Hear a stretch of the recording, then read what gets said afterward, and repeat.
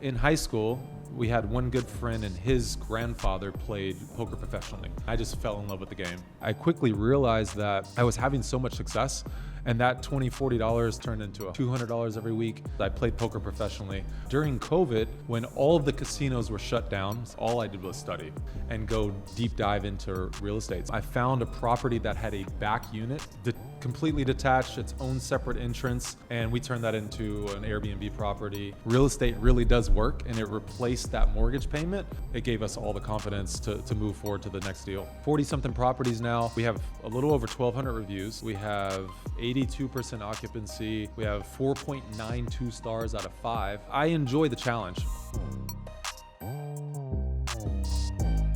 We in this thing dropping blue gems. Let's go! Another episode of the Blue Gems podcast. Today we interview my good friend, my business partner, JB Bullock, the co-founder of Blue Gems. He's going to share with us how he went from 0 to 44 units using none of his own money in just under 2 years. JB, welcome to the show. Thanks, brother. Not your first rodeo here. So the audience knows of you, but they don't really know you. Tell us your story. Yeah, I like to talk about my real estate journey all the way back in like middle school, right? I heard that famous quote that 90% of millionaires were built in real estate. And that has always stuck with me, even though I didn't get into real estate until like my early 30s. It was something that always stuck with me. I knew that I wanted to be in real estate to some capacity. I wanted to build generational wealth. I wanted to leave a legacy behind. And it's more and more important in my life now because I have a almost 6-month-old daughter, and I'm really trying to put things into motion to build that future. But yeah, it started back in when I heard that quote, and during COVID, when all of the casinos were shut down, so I played poker professionally. Once they all shut down, I really had no way to make any revenue or income. It gave me permission and the opportunity to kind of study and go, deep dive into real estate. So I started listening to Bigger Pockets. I started listening to other podcasts, watched a bunch of YouTube videos, and I read every single book that I could get my hands on. So you got into real estate during COVID. Very interesting time to get into real estate, by the way, the industry overall. What made you pick short-term rentals out of all the different things that you can do within real estate? Yeah, I would say we were familiar with the asset class just because we traveled frequently and we chose to stay at Airbnbs. But also I realized that long-term rentals paying $100, $200 every single month wasn't going to be able to build that much cash flow today, right? But I saw some people making, 5, 10 grand with 2 or 3 properties in short-term rentals. So I was like, well, if we could get 10 properties making $1,000, that's another 10 grand. That could really boost the cash flow and allow us to kind of grow our portfolio that way. And then how long did it take you to do that first deal? I think a lot of investors get caught in that analysis paralysis. So from the time that you learned about real estate overall, how long till that first deal? Yeah, no, good question. So I think for about a good year, all I did was study. I was just a student of the game. And I mean, I really tried to absorb as much information. So if I was driving to the gym, I had Bigger Pockets on. If I had downtime, I was reading a book.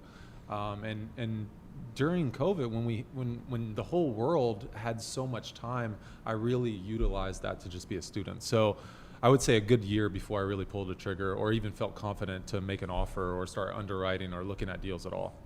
And then tell us about that first deal. So how did it go? Were you nervous at all going into it?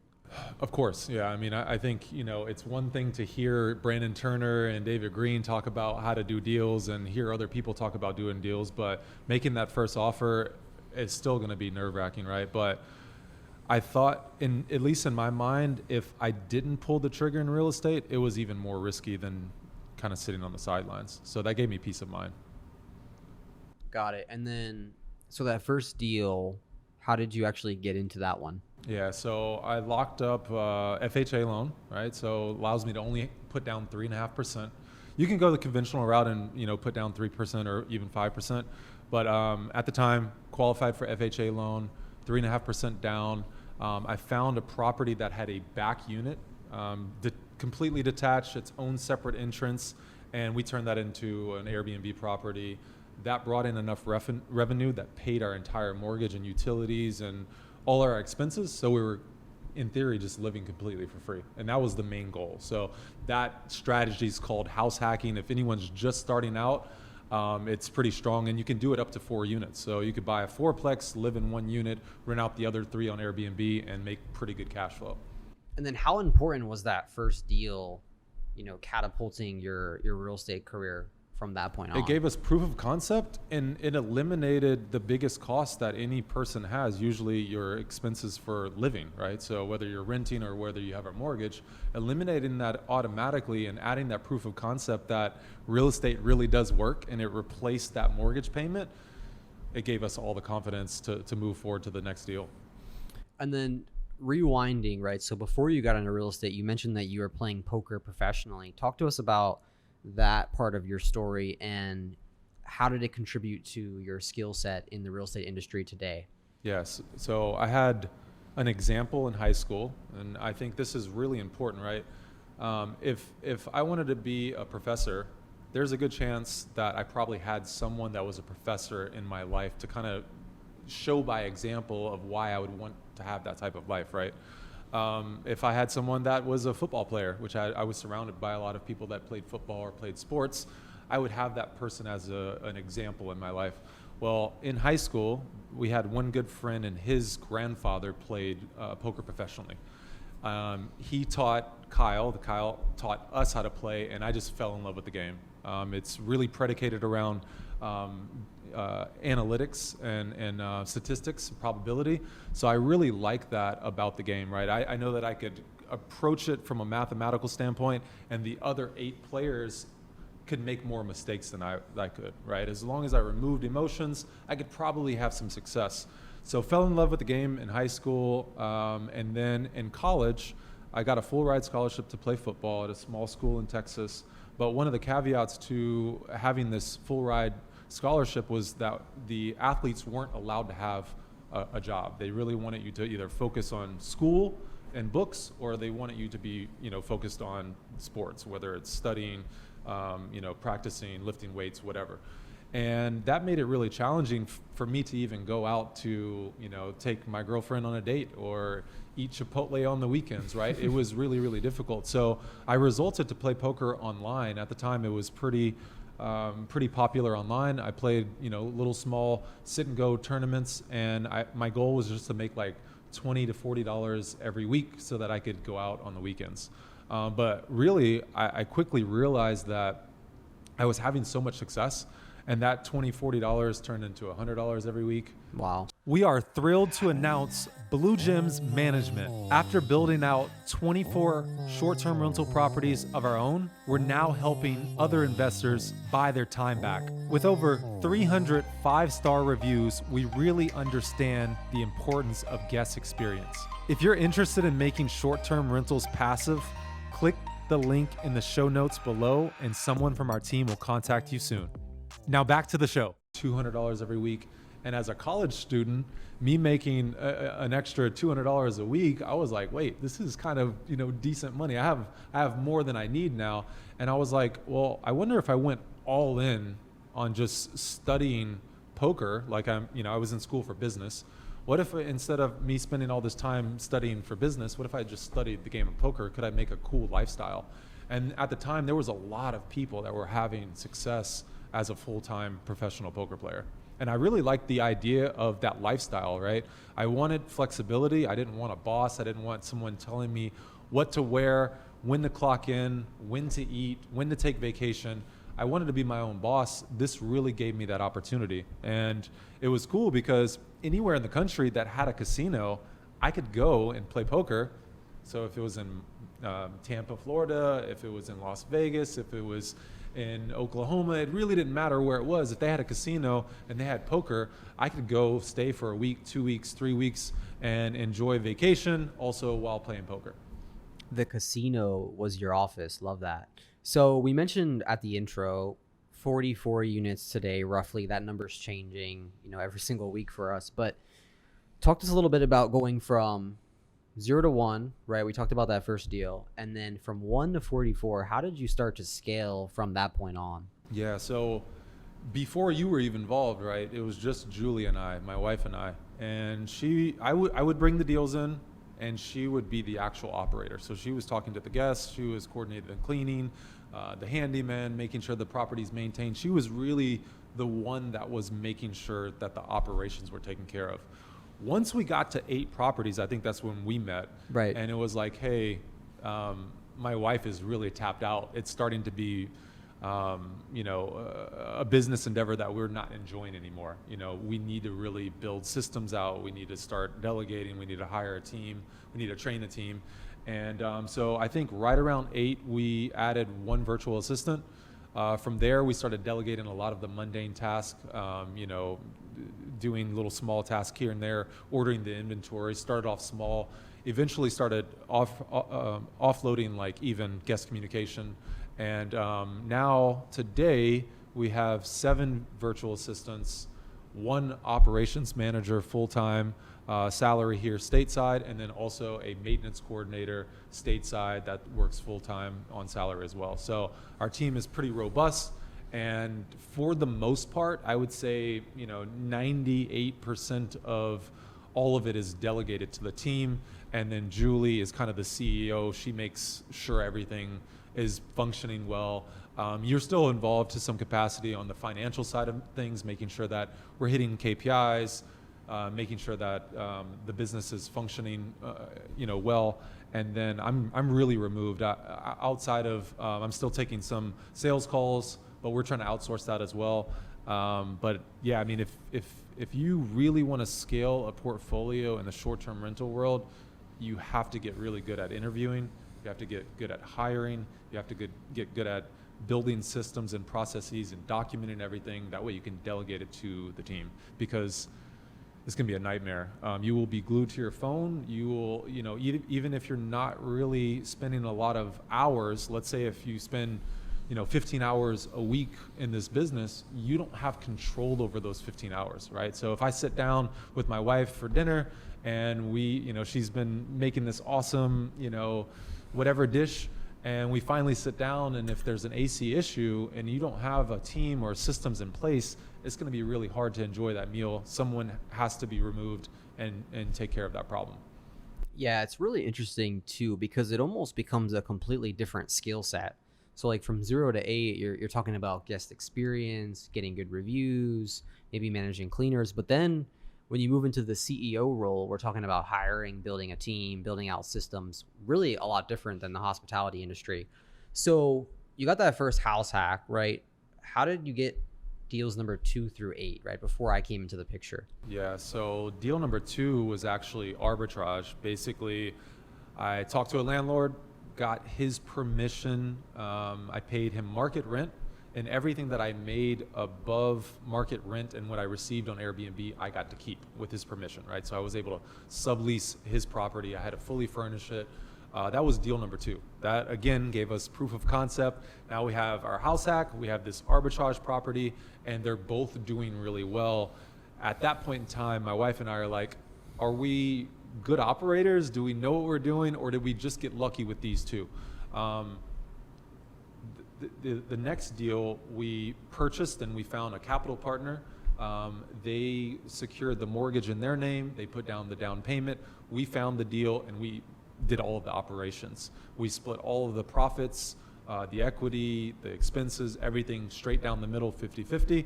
And we did that from deal 3 through 7, I believe, or 3 through 8. Deal 3 through 8. So how important is it to get good at raising private capital and being able to get into partnerships for someone that wants to scale? Yeah, and that's the key, right? If you're not looking to scale, it's probably not that important, right? You Right. could buy, maybe you can save up, you buy a deal every single year. You can still build a lot of wealth. 20 years from now, your portfolio is going to, appreciate in value. You'll have plenty of cash flow. Not a bad life. Not a bad life, right? But if you're looking to scale, think about it from a conceptual standpoint, right? Even if we were making, let's say we were able to save $300,000 every single year, right? We could probably only buy 3 deals, Right. You know, and then we would be tapped out before we would have to wait and save up money again to be able to buy another deal. So it's extremely important to build these relationships with capital partners or private money lenders where we can consistently, when we receive deals, we can actually execute and purchase them and take them down and scale accordingly. And that's becoming even more relevant in our business because we're getting a lot more deal flow.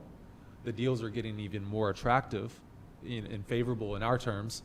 And right now we predominantly only buy creatively, right? So we're taking down deals that are subject to seller finance, seller carry, some component of creative finance. And to be effective and actually be able to execute on those, we really need partners because our funds would run out and we wouldn't be able to take down as many properties as we would like. So for someone listening who's like, hey, I want to scale, right? I don't want to buy only 2 properties a year. It doesn't sound attractive to me.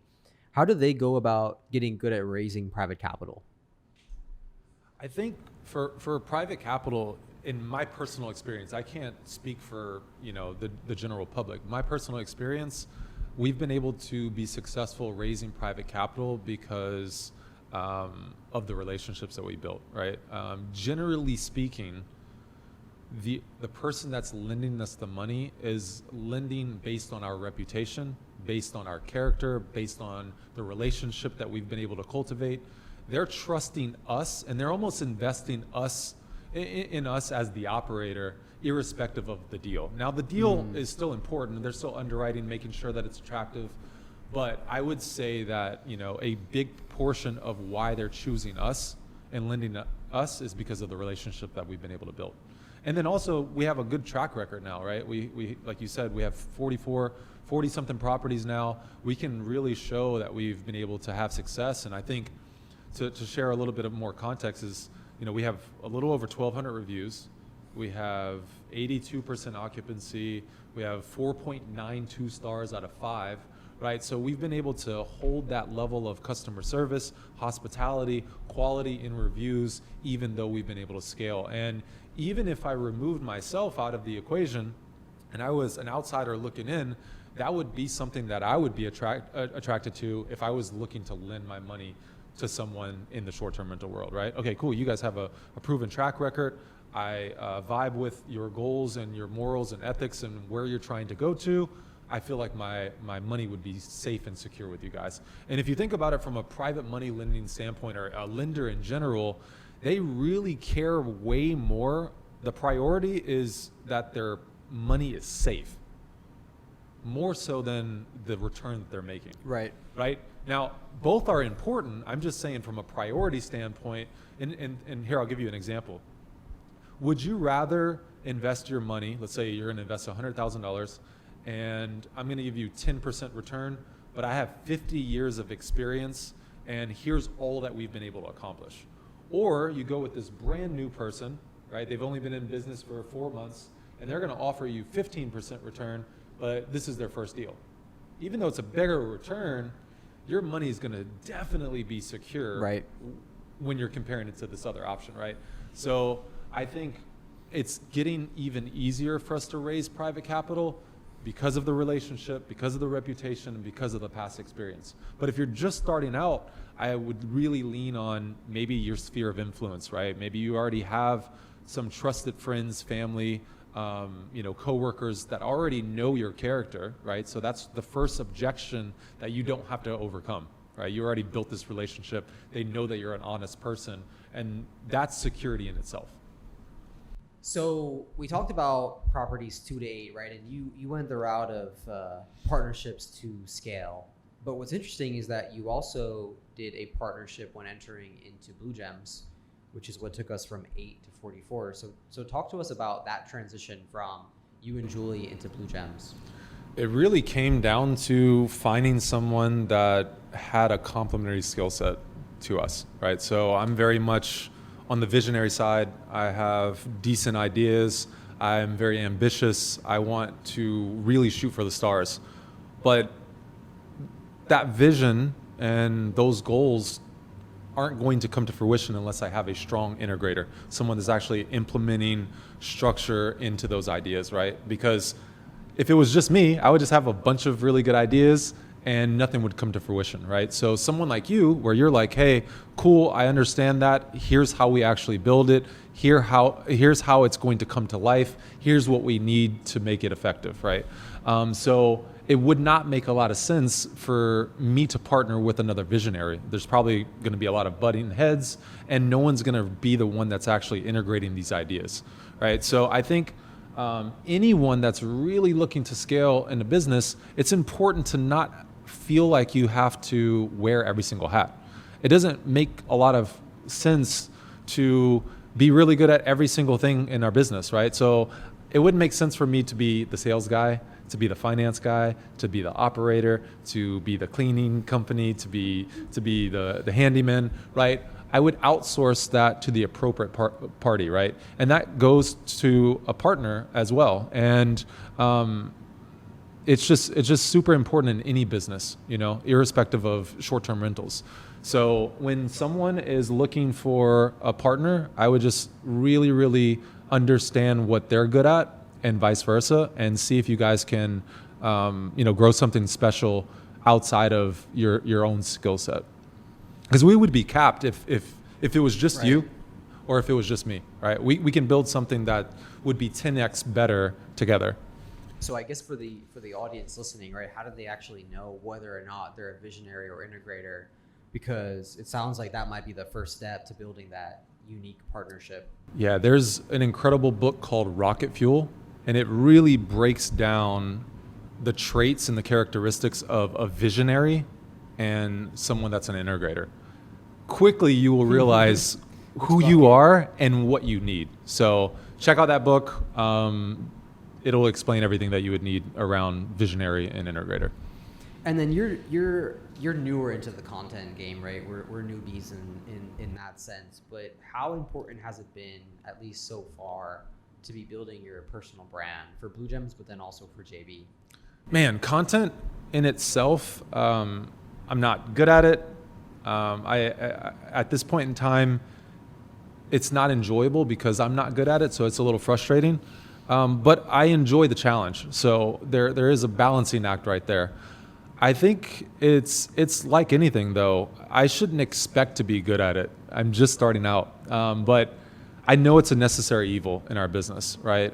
If we're not talking more about what we offer, how are clients going to be able to find our services? So it's just another marketing channel. If we're really looking to scale, I think it's a necessary evil, 100%.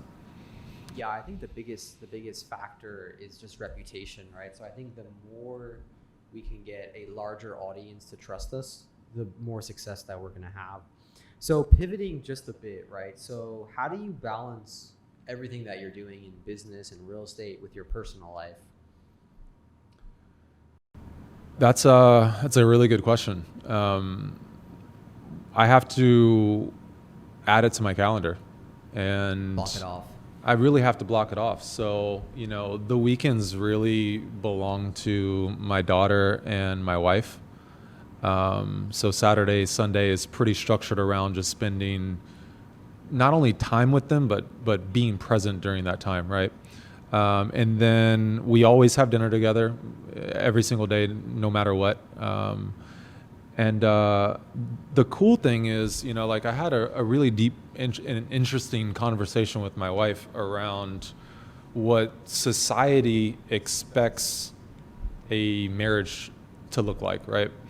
And they say, hey, you have to be very mindful if you become business partners with your spouse, because if you're not in control of that relationship. We are thrilled to announce Blue Gems Management. After building out 24 short-term rental properties of our own, we're now helping other investors buy their time back. With over 300 5-star reviews, we really understand the importance of guest experience. If you're interested in making short-term rentals passive, click the link in the show notes below and someone from our team will contact you soon. Now back to the show. You will end up migrating to just becoming business partners, and there won't be a relationship. You will lose your lover, you will lose your wife or husband or whatnot. And we addressed that thought up front. Like, okay, because if we are sitting down for date night and we end up talking about business, is that bad? It is bad to society, Right. but it's something that is really important to her and I at this given season of our life.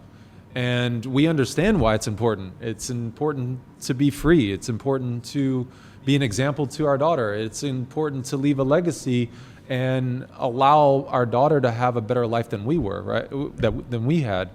And we kind of start to debunk what society says, and we understand that we enjoy business. We enjoy growing our own thing. And if it does take up all of our conversations right now, we're both okay with that, you know? So right now we're just enjoying the ride, and it's a season in our life that's very different. Yeah, man, it's just been a blast. I think cultivating a calendar that is structured around, hey, these are business days, this is blocked off for family time, has been a big win for me personally. No, I love how you completely reframed the societal norm of having your wife as a business partner. Really, really, really incredible. So what do you think has been the biggest factor of your success overall, right? So $10 million real estate portfolio, success in poker, success in football, college. What do you think has been the biggest factor? I mean, it's not even going to sound cool, but I just take action. I take action way before I know what I'm doing. I take action. Imperfect action. Imperfect action, and I just learn from my mistakes over and over again. I don't quit or give up. I love real estate for that reason, right? Real estate is extremely forgiving. If I make a mistake today and I lose 30 grand, the cool thing is if I just hold that property for the next 20 years, probably going to be profitable. So I just simply take action, learn from those mistakes, stay consistent. And the way that I view it is, if I was playing baseball and I continued to get on base and continue to get on base, I'm going to eventually start scoring runs, instead of me being on the sideline, not even taking a bat, not even joining the team, not even trying out, right? At least I'm in the game. Even if I'm not hitting home runs, I'm getting on base, I'm contributing to the team, I'm making progress, and yeah, just continue to take action. I'm not fearful of messing up or making a mistake. I'm fearful of staying static and going backwards, right? If I fast forward 10 years from now or 5 years from now and I'm the same person, whether that be business or emotionally or spiritually or the same husband or the same type of father, I'm very fearful of that. I think one thing that you've also done very well as a business partner, but throughout your real estate journey, you just extend your time horizon of like, hey, we might not be successful now in 2023, 2024 by someone else's definition, but if we extend that time horizon, if we keep going, if we're in the game for the long haul, we're going to win. And so I think the beautiful thing about real estate is just time in the game. 100%. And I mean, you hear that quote around stocks, right? Time in the game beats timing the game, market, right? Or timing the market, right? And that's all it is for real estate too, So, I mean, there's 4 ways that you make money in real estate, and you make money from tax depreciation, from long-term appreciation, from the loan pay down, and from cash flow. And I think a lot of people get into real estate because of the cash flow, but in our eyes, it is in last place in terms of priority. We call cash flow our sushi money, right? It's just like a cherry on top. It sweetens the deal. But the other 3 things is what's really building the wealth, right? So in the last 3 years, we haven't paid taxes, obviously legally, but through all of these tax breaks that we get to benefit from through being real estate investors. The appreciation, If we held a $10 million portfolio and it appreciates by 3-4% every single year, that is $300,000 to $400,000 every single year. In theory, that our properties are just appreciating in value. If you hold that for the next 30 years without doing anything else, you're going to be pretty wealthy, you know? So, just continue to stay in the game. Don't be too risky to where you would make a detrimental mistake that would kick you out of the game. And, just stay on base, stay in the game. That's what we're trying to accomplish. I love that. So closing out the show, what are your top goals when it comes to short-term rentals into 2024 and beyond? What do you hope to really accomplish before you exit the short-term rental industry? I want to share all of our mistakes with people that are interested in this asset class. And I'm like dead serious about that goal. And I think that's why the podcast started. That's why we have a monthly meetup every single month. That's why we have a thriving Facebook group. And that's why we have a community, a private community, irrespective of this Facebook group, where we share all of our mistakes. Because why would I hoard that information? Why would I keep it to myself when I can just say, hey, XYZ, this is what I did.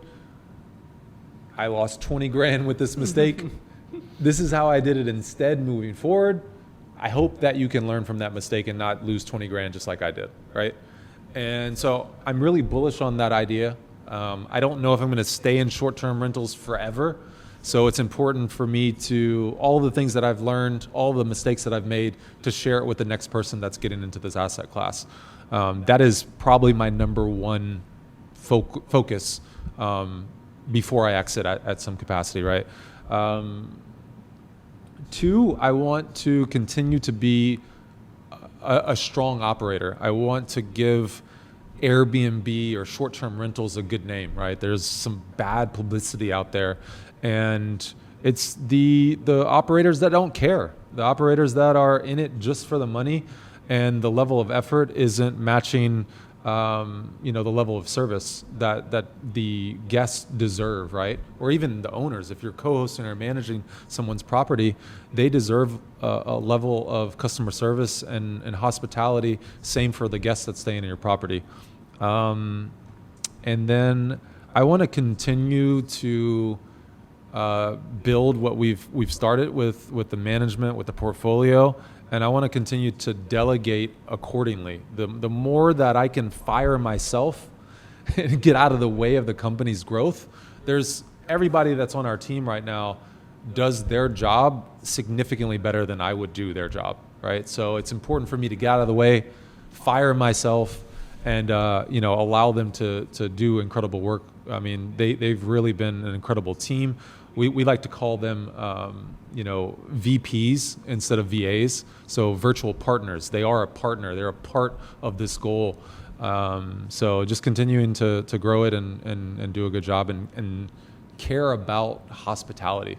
I think people get into short-term rentals and they quote unquote know that it's real estate or that it's compared to real estate, but they lose the essence of hospitality or customer service. Yeah, a couple follow-ups on that. I think number one, the point about the bad operators, what's interesting is that in 2023, what we're starting to see is that they're kind of weeding themselves out. The people whose calendars are not booked and not performing well, they really just don't care. So it's almost like the asset class is maturing towards people like yourself who truly do care about the industry. That's the first point. And then, moving on to the second point of delegating yourself out of the company, what do you actually do then, JB, going forward if you're firing yourself from everything that you're doing now? Yeah, I'm going to be working on building the brand, right? That's going to be something that probably can't outsource. I can't get someone to continue to build the brand. So building the brand, working on strategic partnerships, right? So like things that not going to just move the needle one step, but how can I move the needle 1,000 steps, right? So higher leverage relationships is something that's important to me right now. And then just making decisions on the trajectory of where we're going, right? We have a couple of other businesses too, so I'm spending some time with those businesses as well. But yeah, just trying to make some of the harder decisions in our business, the things that's going to generate the most revenue for us. Love that. And then final question of the show. What legacy, if any, do you want to leave behind in this industry and beyond? As long as my wife and daughter is proud of me and taken care of, that suffices for me, right? I'll start there. But in terms of like a legacy beyond that, I really do want to make an impact. And I like to think about it like this, right? There's going to be a time where me making another $1 million is not going to excite me. It's not going to change my life. It's not going to make me jump out of bed. It's not going to impact me anymore. But if I can help someone make their first $1 million, or retire from their W-2 that they hate, or take extra vacation times with their kids, that is something I'm super passionate about. That's something that will keep me waking up and excited and keep me smiling. And so I just want to make an impact. I want to be able to give back. One of the first things that my wife and I talked about when we first met 13 years ago, we both wanted to go to countries that are not as well off as we are and help them get clean water and shelter and really be able to give back and do it with my bare hands. I want to be able to build some stuff and get my knees dirty and really be able to give back to the world and make it a better place than whenever I first got here on this planet, right? So leaving a better footprint. So impact, philanthropy, and then, personal goals. I want to travel as often as I possibly can. I want to be able to show my wife and my daughter the world and experience different cultures and different foods and religions and languages. And I just want to be free and present in those moments. Man, what an episode. I appreciate you. I know the audience appreciates you. We are excited to be putting our stories out there, doing more episodes with just you and I. No guest on the show. So thanks to all of the listeners, and Aiden and JB signing off. Thank you, brother. Peace.